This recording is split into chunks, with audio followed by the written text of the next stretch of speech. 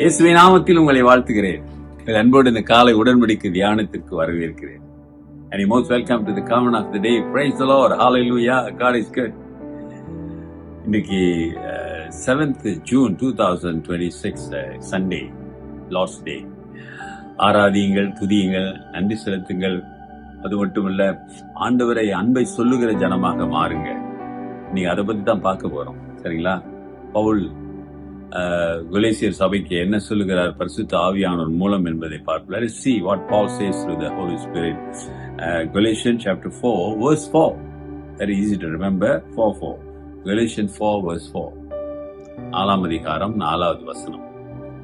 Meanwhile, praying also for us that God will open to us a door for the word to speak the mystery of Christ. தமிழ்ல chapter 4 verse 4. திருவசனம் சொல்லும்படியான வாசலை தேவன் திறந்தருளும்படி எங்களுக்காக வேண்டிக் கொள்ளுங்கள். நம்மலாம் எதுக்கோ வேண்டிக் கொள்றோம். எனக்காக ஜெபம் பண்ணுங்க, இதுக்காக ஜெபம் பண்ணுங்க, வீடு வாங்கணும், வாசல் வாங்கணும், கார் வாங்கணும், படிப்புக்கு வாங்கணும், எதிர்காலம், திருமணம், குழந்தை, மற்ற நிறைய காரியங்களுக்காக ஜெபிக்க சொல்லும்படி நாம் கேட்கிறோம். ஆனா இங்க பவுல் சபையை கேட்கிறாரு, பணம் கூட கேட்கல, உதவி கூட கேட்கல, காணிக்க கூட கேட்கல. என்ன கேட்கிறாரு?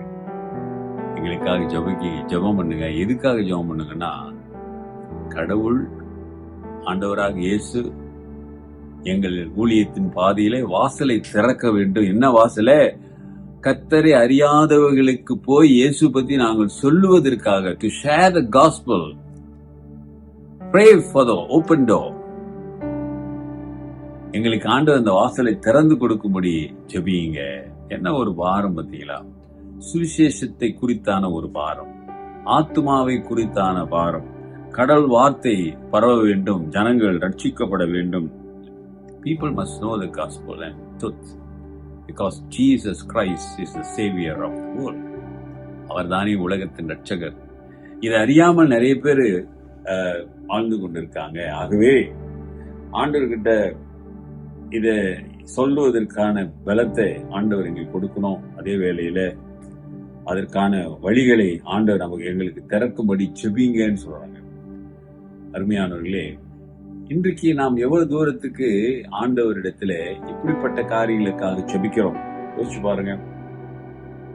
Praying also for us that God will open to us a door for the word, for the Christ, for the gospel. ஜெபம் பண்ணுவோம். இன்றைக்கு திருச்சபையில நாம் இந்த உலகம் ரட்சிக்கப்பட வேண்டும். நாம் வாழ்கின்ற இடத்தில் இருக்கிற மக்கள் எல்லாம் ஆண்டவரை அறிய வேண்டும். அதற்கான வாசலை ஆண்டவர் திறக்கும்படி இந்த பாரம் இருந்தாதான் ஜெபிப்போம். ஆமாதானே? எதுல நமக்கு பாரம் இருக்கோ அதுக்காகத்தான் நம்ம ஜெபிப்போம். அல்லேலூயா.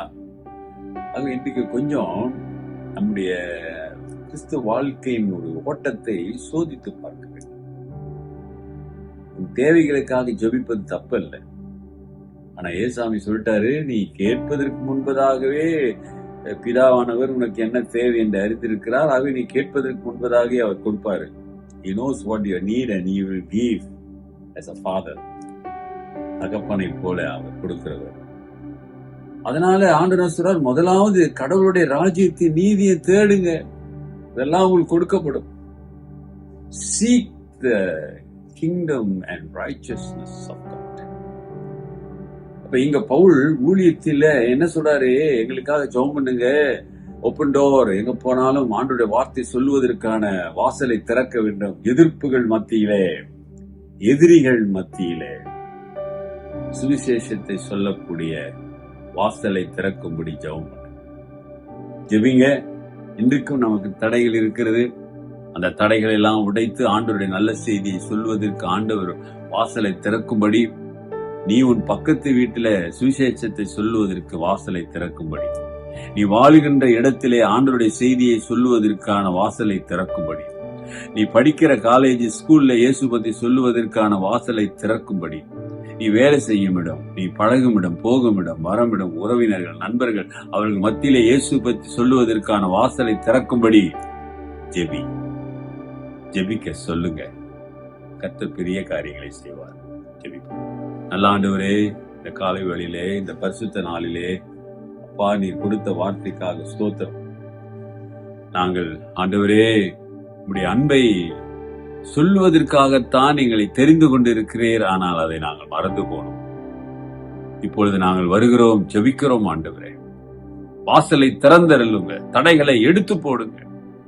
உன்னுடைய நற்செய்தி, your gospel must be spread, Lord, so we need your help.